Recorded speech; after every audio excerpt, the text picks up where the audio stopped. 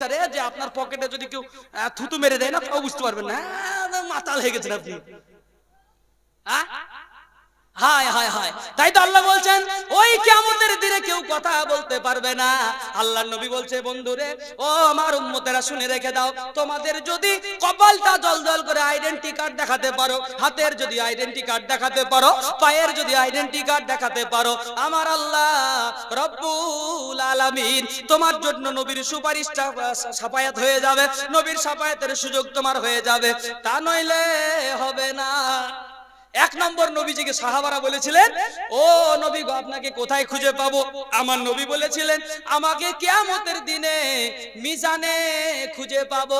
সাহাবারা তখন জিজ্ঞেস করছেন, ইয়া রাসূলুল্লাহ, হাবিবাল্লাহ, নবী গো আপনাকে যদি আমরা ওই মিজানে না খুঁজে পাই তাহলে আর কোথায় খুঁজে পাবো? এক নম্বর জায়গা কোথায় বলে? মিজান। মনে থাকবে? দৌড়তে দৌড়তে চলে যাবেন না, কি বলছেন গো? সুযোগ হবে না, রাস্তা খুঁজে পাবেন না আমল না থাকলে। নাম্বার 2, নবীজিকে জিজ্ঞেস করা হলো এর পরবর্তী স্টেশন কোথায়? The next station is Howrah, বলে না ওইরকম ভাবে এর পরের স্টেশন হচ্ছে আপনার কি? কাউসার। কি বলে? কাউসার। আহা কি দামি জায়গা আর কি দামি মানুষ। নবী হচ্ছেন কাউসারের manager, the manager of Kausar, the Prophet Muhammad sallallahu alaihi wasallam. আহা, এই যে মাস তিনেক আগে মুকেশ আম্বানিকে চিনেন তো নাকি? জিও কোম্পানির মালিক মুকেশ আম্বানিকে চিনেন না? তার মেয়ের, তার স্ত্রীর চামড়াগুলো একটু জড়ো হয়ে যাচ্ছিল, তো সব সময় যতদিন বেঁচে থাকবো বউ যেন একবার টান টান থাকে, এই জন্য একটা কি করেছিল জানেন? 33 লক্ষ টাকা খরচ করে একটা স্বর্ণ পানি খাইয়েছে। 1 লিটারের স্বর্ণ পানি 33 লক্ষ টাকা। তো 33 লক্ষ টাকার স্বর্ণ পানি খাইয়ে চামড়া টান করে তো কোনো লাভ হবে না, আবার চামড়া জড়ো করে দেবে, ছিলে লবণ লাগিয়ে দেবে। জায়গা আসলে अपना टाइम आएगा तो सब कुछ समझ में आएगा। এরপরে বলেন তো দেখি, ওই যে দুনিয়ার পানি নাকি 1 লিটার 33 লক্ষ টাকা দাম, তো নবীজি যে হাতে দাঁড়িয়ে থাকবেন হাতে নিয়ে যে 1 গ্লাস পানি খাওয়ানোর জন্য, কাউসারের পানি আমার উম্মত খাবে, জান্নাতে যাওয়ার আগ পর্যন্ত কোনোদিন পিপাসা লাগবে না। বলেন সুবহানাল্লাহ। আর জান্নাতে তো 4 কোয়ালিটির পানি পাবেন গো, 4 কোয়ালিটির নদী, একবারে যত ইচ্ছা ঝাঁপাও, খাও, লাফাও। একটার নাম দুধের নদী, একটা মধুর নদী, একটা কাউসার, আর একটা হচ্ছে শরাবান তাহুরা, মদের নদী। যারা মদ খোর আছে মনে হচ্ছে যাক মনের মতো মৌলবি পেলাম গো। কি বলেন? কোনদিন মৌলবিরা বলেনি গো মদ খাওয়া যায়? কি বলে জান্নাতে যদি মদ খাওয়ায় আল্লাহ, দুনিয়াতে কাজের কাজে গেল, মানে আপনি সে কাহা কা বাস কাহা লাগা দিয়া, এরকম ব্যাপার হয়ে গেল না? আল্লাহ জান্নাতে যেটা রেখেছেন পবিত্র, শরাবান তাহুরা, তাহুর মানে পবিত্র, तो शराबन तहुरा वो अलग है और दुनिया की वाइन ड्रिंक वो अलग है, इसके साथ उसको ना मिलाओ। तो अल्लाह रब्बुल आलमीन এবার নবীজিকে বলছেন কাউসারের ময়দান। আচ্ছা বলেন, সেই যে দামি কাউসারটা নবীজির হাতের পানি, ব্যক্তিটা কে? না তো সারা পৃথিবীর বিজ্ঞানীর বিজ্ঞানী, সারা পৃথিবীর শ্রেষ্ঠ মহামানবের মানব, সারা পৃথিবীর সমস্ত নবীদের নবী, সাইয়্যিদুল মুরসালিন, সমস্ত নবীদের শফিউল মুজনিবিন, যার জীবনে একটাও গুনাহ নাই, যার হাতের মধ্যে কোনো গুনাহ নাই, যার হাত কোনোদিন অপবিত্র হয়নি, এমন একজন নবীর হাতের পানি খেতে গেলে দুনিয়ার লাল পানি ছাড়তে হবে না? হবে না? দুনিয়ার লাল পানি যারা চালাচ্ছ তাদের নবীর হাতের পানি জুটবে না, আজকে ছাড়তে হবে। সোজা কথা, জীবনে যা ভুল করেছো করেছো, আজকে বলে please forgive me Allah, please excuse me Allah, Allah তুমি আমাকে ক্ষমা করে দাও, আস্তাগফিরুল্লাহ রব্বি, হায় আল্লাহ তুমি আমার প্রভু, ক্ষমা চাইছি মিন কুল্লি, সমস্ত জামবিন, সমস্ত বড় বড় গুনাহ থেকে আল্লাহ, ওয়া আতুবু ইলাই, আজকে আমি তোমার দিকে ফিরে আসলাম, আর কোনোদিন বোতলে হাত দেব না। এই নিয়ত করে যারা বোতল ছাড়বে তাদের কপালে নবীর হাতের পানি জুটবে ইনশাআল্লাহ। আর যারা বোতল ধরে আছো এখনো, মাঝে মাঝে বোতল ধরি, সব দিন তো ধরি না হুজুর, মাঝে মাঝে ধরতে হয়, কি করবো, ঠেলায় পড়ে যায় বন্ধুদের ঠেলায়। যে বন্ধুর ঠেলায় পড়ে বোতল ধরতে হয়, সর্বপ্রথম ওই বন্ধুকে আগে হটাতে হবে। কথা বুঝতে পারছেন না? সব বন্ধু তোমার জান্নাতের বন্ধু নয়। যে বন্ধু তোমার জান্নাতের পথ দেখায়, যে বন্ধু তোমাকে টানতে টানতে মসজিদে ছেঁচড়াতে ছেঁচড়াতে নিয়ে যাবে, ওইটা তোমার আসল বন্ধু। He is your original friend, but you don't know who is the original friend. আপনি আপনার আসল ফ্রেন্ডটাকে আপনি চিনেন না, তাই আসল ফ্রেন্ড বন্ধুকে বানান। নবীজি বলছেন ও আমার সাহাবারা, তোমরা যদি আমাকে খুঁজতে চাও তাহলে আমাকে তোমরা কাউসারের ময়দানে খুঁজে পাবে। কোথায় বলেন? কাউসারের ময়দান। কাউসারের ময়দানটা কত দামি, কাউসারটাই বা কত দামি বলতে গিয়ে বলা হলো না। একজন বান্দা বলছে আল্লাহ, আল্লাহ জিজ্ঞেস করছে বল, তুই বল আমার রহমত নিয়ে জান্নাতে যাবি নাকি তোর আমল দিয়ে জান্নাতে যাবি? বান্দা তখন বলে না না না, আপনার রহমতের আমার দরকার নাই, আপনার দয়ারও দরকার নাই, যা করেছেন দুনিয়াতে করেছেন, আজকে আমার কোনো কিছুর দরকার নাই। বলে কেন? বলে 400 বছর ধরে ইবাদত করেছি, ইবাদতের মধ্যে কোনো কমতি নাই, আমলের মধ্যে কোনো কমতি নাই। ওগো আল্লাহ, তোমার দয়ার দরকার নাই। হঠাৎ কিছুক্ষণ পরে সূর্যটা যেন ফেটে চৌচির হয়ে অনেকগুলো মুখ বেরিয়ে গেল, বিশাল তাপমাত্রা শুরু হয়ে গেল, মাটিগুলো সব তামা হতে শুরু করলো। ওই বান্দার তখন পিপাসা লেগে গেল, বিরাট পিপাসা, যেন থাকতে পারে না। আল্লাহর কাছে ছটফট করে গিয়ে বলে আল্লাহ, একটু কি পানি পাওয়া যাবে না? একটু কি পানি পাওয়া যাবে না? বলে তোমার আমল কি একটু পাওয়া যাবে না? আমার পানি নিতে হলে তোমার আমল দিতে হবে, দুইটা ভাগাভাগি হবে, তুমি তোমার আমল দিবে, আমি তোমাকে পানি দিব। বলে কতটুক লাগবে? বলে তোমার 1 গিলাস পানির দাম 400 বছরের আমল লাগবে। 1 গিলাস পানিতে 400 বছরের আমল মাইনাস করে দেবো। বলে রাজি আছো কিনা? পানির পিপাসায় থাকতে না পেরে আল্লাহর কাছে রাজি হয়ে বলে আল্লাহ, আমার কিছু দরকার না, একটু পানি দেন, আমি থাকতে পারছি না। তাই আল্লাহ তাআলা পানি দিয়ে দিবেন। বলার পরে পানি খাওয়ার পরে তো 400 বছরের আমল মাইনাস হয়ে যাবে।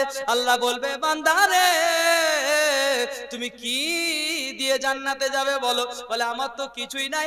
আল্লাহ, তুমি রহম করম করলে জান্নাতে যেতে পারবো, তুমি রহম করম না করলে আমার সুযোগ হবে না।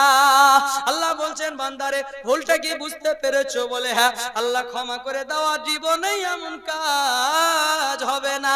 এমন একটা পানি আল্লাহর নবী হাতে দেবেন, যে পানিটা 400 বছর আমল করেও জুটবে না, ওইটাই আমার নবী উম্মতের জন্য ফ্রিতে দিয়ে দিবেন। বলেন সুবহানাল্লাহ। বিশ্ব জগৎ ঘুরলে যার জোড়া মেলে না, বিশ্ব জগৎ ঘুরলে যার জোড়া মেলে না, আমার নবীর মতো আর নবী হবে না, আমার নবীর মতো আর নবী হবে না। বিশ্ব জাহান ঘুরলে যার হয় না তুলনা, বিশ্ব জাহান ঘুরলে যার হয় না তুলনা, আমার নবীর মতো আর নবী পাবে না, আমার নবীর মতো আর নবী হবে না। বিশ্ব যার পথে চললে, এ যার পথে চললে হবে জান্নাতের ঠিকানা, আমার নবীর মতো আর নবী হবে না, আমার নবীর মতো আর নবী পাবে না। 1 নম্বর জায়গার নাম ছিল মিজান, 2 নম্বর জায়গার নাম হলো আপনার কাউসারের ময়দান। এখানে আমার নবী কাউসারের পানি নিয়ে দাঁড়িয়ে থাকবেন। উম্মতেরা, দরদি উম্মতেরা চিৎকার করে করে পানির জন্য হাহাকার করবে। সেই দিন একটা গ্লাস পানি যদি ভাগ্যে জুটে যায়, নসিব খুলে যাবে, আর কষ্ট হবে না। কারণ একটা কিয়ামতের দিন হবে 50,000 বছরের সমান। ওরে বন্ধুরে, আমার ভাইয়েরা, আপনারা যখন আপনার ওই করোনার ভ্যাকসিন নেওয়ার জন্য গিয়েছিলেন, হাজার হাজার লোক ভ্যাকসিনে দাঁড়িয়েছিল। একটা মানুষ যদি একটু ধাক্কা দিয়ে লাইনে ঢুকে যায়, ওকে ধাক্কা দিয়ে বের করে দিতাম না, কারণ আমার দেরি হয়ে যাবে। ওখানে মাত্র 2 মিনিট দেরির কারণে হয়তো তোমার বিকেল 4টায় হতো, তোমার লেট হয়ে 4:30 বেজেছে, এইটা সহ্য করতে পারো নাই। মাত্র 3 ঘন্টা দাঁড়িয়ে থাকাটা সহ্য করতে পারো না। কোরআন বলছে এক একটা দিন হবে 1000 বছরের সমান। সেদিন কেমনে সহ্য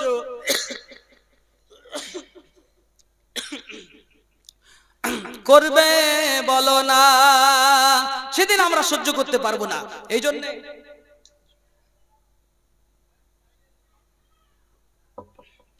আমাদের প্রত্যেককে এখন থেকে রাসূলুল্লাহর ভালোবাসা, প্রেম আমাদের মধ্যে তৈরি করতে হবে। 2টা জায়গা বলে ফেললাম, লাস্ট নাম্বার জায়গা বলবো 3 নম্বর জায়গা। 3য় নম্বর জায়গার নাম হলো পুলসিরাত। 3 নম্বর জায়গার নাম কি বলে? পুলসিরাত। কি ভয়ঙ্কর জায়গা, কি মারাত্মক জায়গা! যেই জায়গাটা দেখার পরে ঈসা আলাইহিস সালাম তো থরথর করে কেঁপে বলবেন আল্লাহুম্মা ইয়াউমাইদিল্লাহুম্মা সাল্লিম সাল্লিম। আল্লাহ, এই রাস্তা আমি পার হতে পারবো না, এত ছোট রাস্তার এত ধারালো রাস্তা আমার পার হওয়া যাবে না।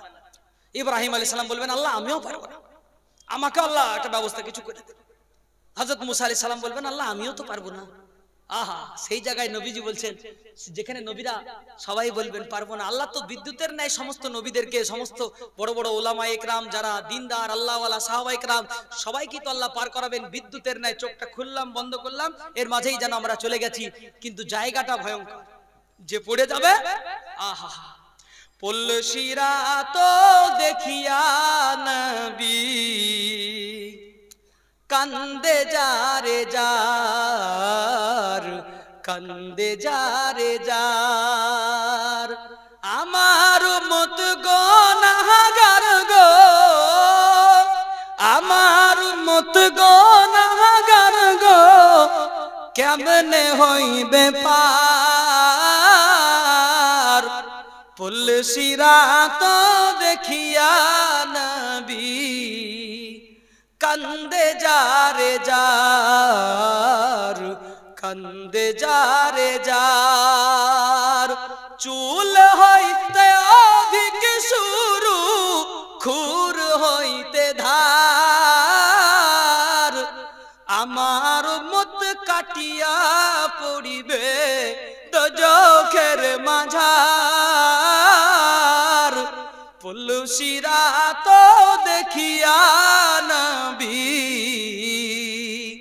কান্দে যারে যার, কান্দে যারে যার, পলশিরা রাস্তা হইবে হাজারো হাজার,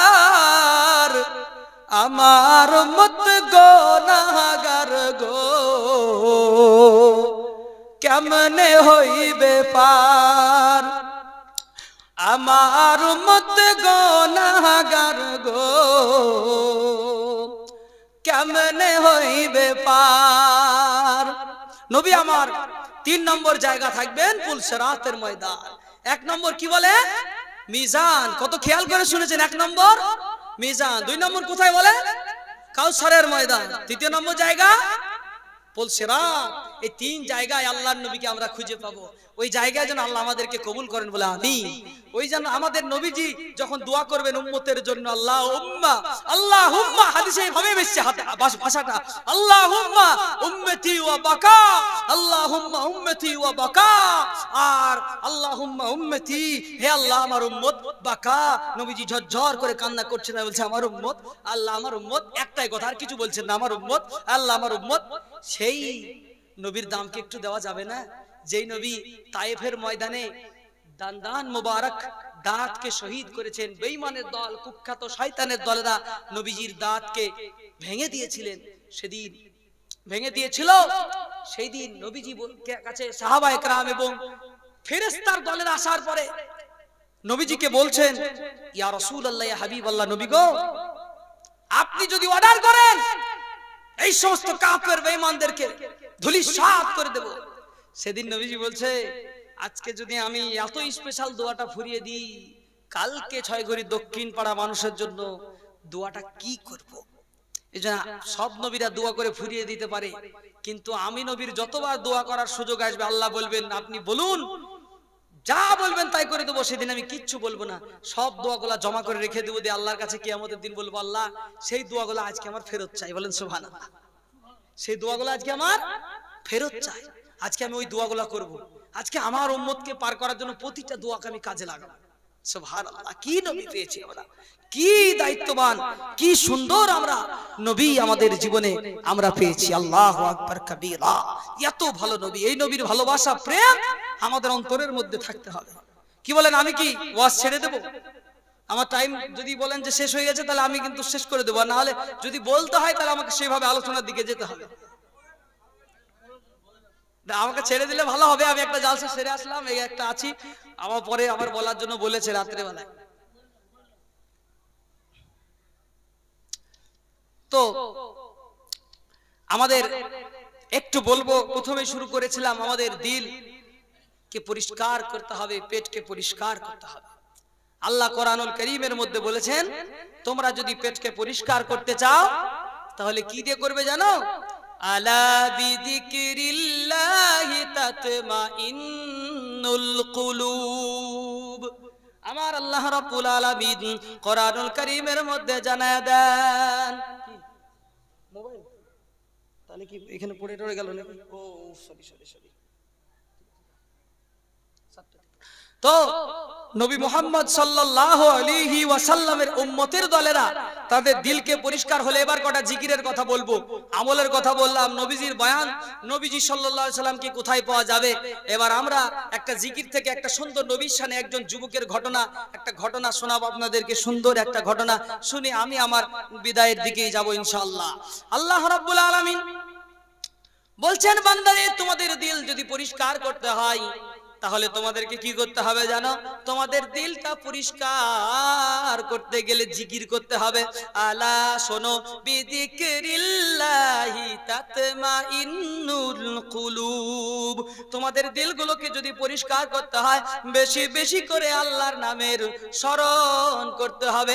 যে জবান বারবার বলে আল্লাহ, যে জবান বলে আল্লাহ, যে জবান বারবার বলে সুবহানাল্লাহ, যে জবান বারবার বলবে সুবহানাল্লাহ, ওই জবান দিয়ে গান বের হবে না, ওই জবান দিয়ে নোংরা হিন্দি গান বের হবে না, ওই জবান দিয়ে বাংলা গান বের হবে না, ওই জবান দিয়ে খারাপ ছন্দ বের হবে না, ওই জবান দিয়ে লা ইলাহা ইল্লাল্লাহ মুহাম্মাদুর রাসূলুল্লাহ সাল্লাল্লাহু আলাইহি ওয়াসাল্লাম, যেই জবান বলে সুবহানাল্লাহ, যেই জবান বলে আলহামদুলিল্লাহ, যেই জবান বলে লা ইলাহা ইল্লাল্লাহ আল্লাহু আকবার, এই তাসবিহগুলো যে জবান বেশি বেশি করবে ওই জবানে ওই অন্তরে গান ভালো লাগবে না।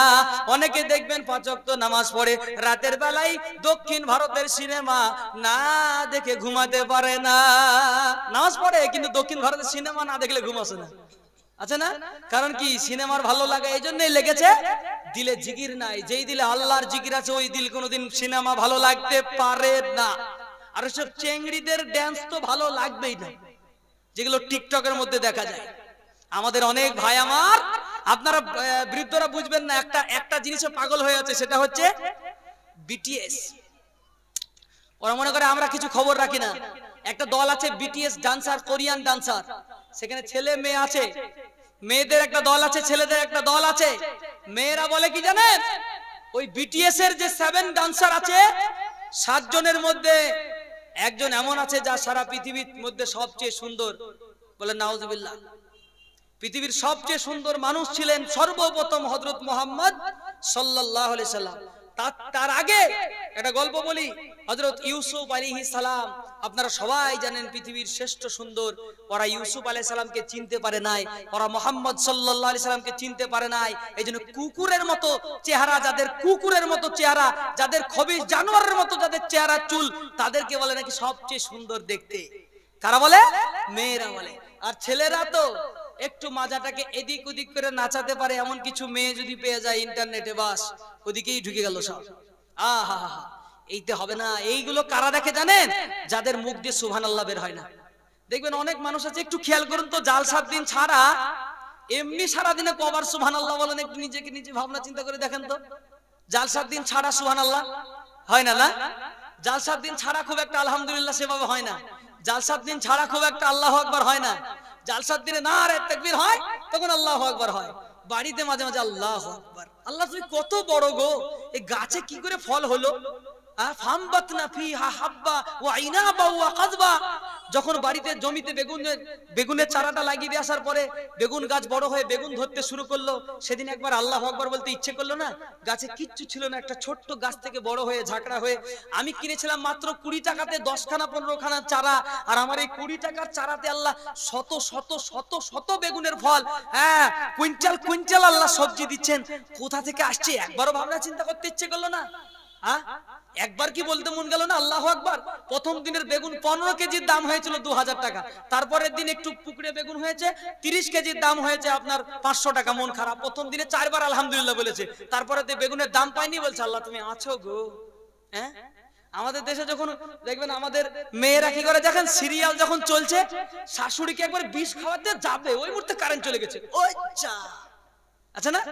আর যদি সাথে সাথে কারেন্টটা চলে আসে, আলহামদুলিল্লাহ, আল্লাহ তুমি আছো গো, তোমার সত্যি দয়া আছে।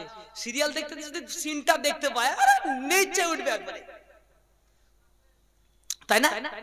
কারেন্ট চলে গেলে কি পড়তে হয় জানেন? কারেন্ট যদি চলে যায় ইন্না লিল্লাহি ওয়া ইন্না ইলাইহি রাজিউন পড়তে হয়। জীবনে শুনেছেন? মানুষ মারা গেলে কি দোয়া পড়তে হয় বলেন? ইন্না লিল্লাহি ওয়া ইন্না ইলাইহি রাজিউন। আচ্ছা ছাগল মরলে কি দোয়া পড়েন আপনারা? ছাগল মারা দোয়া কোনদিন পড়েছেন? এরকম করে হাত মাথায় হিলেছে না তো, পড়িনি তো। ছাগল মারা দোয়া নাই? মুরগি বললে কি দোয়া পড়তে হবে? ইন্না লিল্লাহি ওয়া ইন্না ইলাইহি রাজিউন। এটাই ছাগল মারার দোয়া, এটাই মানুষ মারার দোয়া, এটাই গরু মারার যাওয়ার দোয়া। এটা মানুষ মারা বা ছাগল মারার দোয়া না। দোয়াটা হচ্ছে কোনো বিপদ হলে এই দোয়া পড়তে হয়। সে যে কোনো বিপদ, মানুষ উজুট খেয়ে পড়ে গেছে, রাস্তায় বাড়ি থেকে যাওয়ার সময় হাট করতে যাবো বলে 6 গড়িতে 100 টাকা নিয়ে বেরোলাম, হাটে গিয়ে টাকা বের করে দোকানদারকে দিতে যাবো, দেখছি টাকা নাই, ইন্না লিল্লাহ। কি বুঝলেন? এটাই ইন্না লিল্লাহ পড়ার জায়গা। ইন্না লিল্লাহ পড়তে হবে প্রত্যেকটা বিপদের জায়গায়। মানুষ মরে গেলে শুধু না, ওখানেও পড়া যাবে, ওখানে পড়া যাবে না তা নয়, তবে প্রতিটা বিপদের জায়গায় ইন্না লিল্লাহ।